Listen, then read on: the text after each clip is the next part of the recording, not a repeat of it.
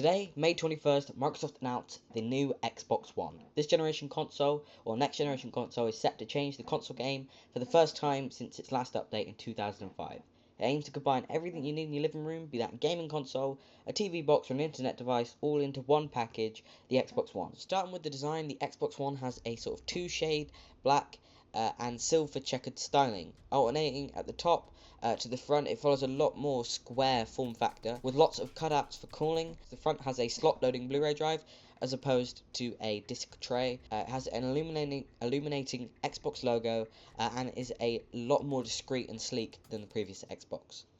The Xbox One controller has also been slightly updated. The traditional Xbox power button has actually been moved up slightly to a raised section parallel with the bumpers. It's also been connected somehow to the Xbox and the Kinect sensor, so the Xbox knows who's playing by how they hold the controller when gaming, which is pretty weird. I don't know how that's going to work. And the D-pad has been slightly modified, so they're more sensitive, allow much better control, and are not those previous flimsy disc design things. The grip is actually apparently more ergonomically correct, and is meant to fit a wider range of hand sizes, and also the thumbsticks have a slightly different grip. The system has been changed over and updated to the x86 architecture. This is fully 64-bit capable, and is the same as what our current desktop processors are actually based around. The CPU in the new Xbox is going to be a very heavily customized AMD 8-core. It's based on their Jaguar CPUs or their APUs with much more beefed up graphics supporting DirectX 11. And for memory in the system, there are 8GB of DDR3 RAM, which the CPU and GPU will share together. And although it's not GDDR5 like the upcoming PS4, it's still plenty fast enough. There'll be zero tangible losses. The hard drive included is a 500GB hard drive. Although the speed is unknown, is actually irreplaceable by the user, so you can't go and buy a faster one, you can't put an SSD on, and you can't buy more storage. The disk drive has been upgraded as well to Blu-ray. We all saw this coming, and the system will reportedly consume about 100 watts, which may be more than the current Xbox 360 Slim, but it's supposed to be around 4 times quieter. For the gameplay experience, any games inserted on disk will automatically be transferred over to the console's internal hard drive, as Microsoft aim to move away from the disc, which is a very positive direction for most people. But this sort of also does bring up an issue with the irremovable hard drive. If you can't buy more storage, how are you going to buy more games? The Xbox One supports 1080p, as well as supporting the upcoming 4K standard via HDMI 1.4. Don't know how they're going to do this. HDMI 1.4 simply does not have the bandwidth. But although the gaming experience on 4K may be possible, it's unknown how this will actually perform with only so much graphics computing power. We have 3 USB ports, 2 on the back and 1 on the front. There's Gigabit Ethernet and actually has 3 802.11n wireless antennas. This has one for Wi-Fi connection, but another there if it needs it for faster connection or more stable connection, and as well has another for devices like controllers and mobile devices that can connect wirelessly.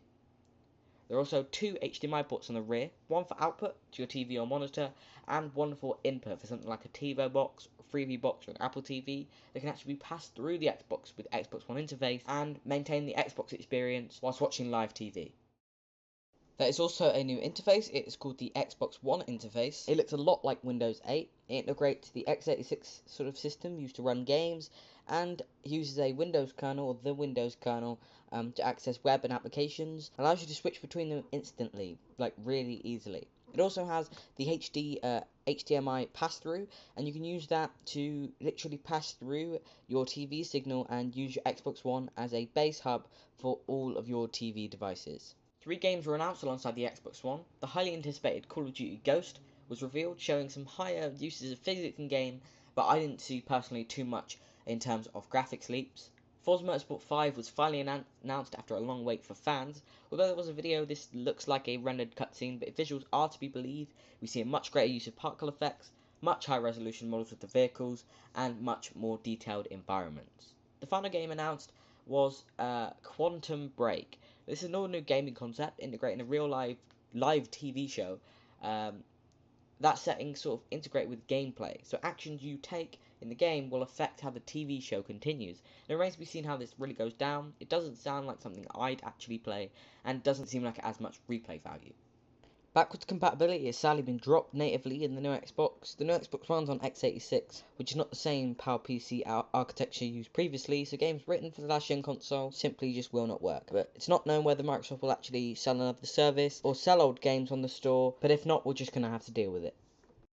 Alongside the new Xbox, an all-new Kinect has been announced. In terms of appearance, it has the same elegant, glossy black look as the Xbox One, with a microphone on the bottom and a large HAL-looking sensor on the front. It uses a full 1080p sensor to track your movements. It gives the Kinect a much more crisp view of your world and a much better chance at recognizing movements and gestures. The Xbox One can also use this active IR sensor for full Skype chat in 1080p HD. The press conference focused a lot around the Kinect, and it is being shipped free with the console. This is controversial, however, as it is always on, watching and listening to everything you do. So there you are, there was a quick roundup of what was said at the Xbox One conference. I hope you enjoyed the video. If so, please feel free to leave a like and check out some of my other videos.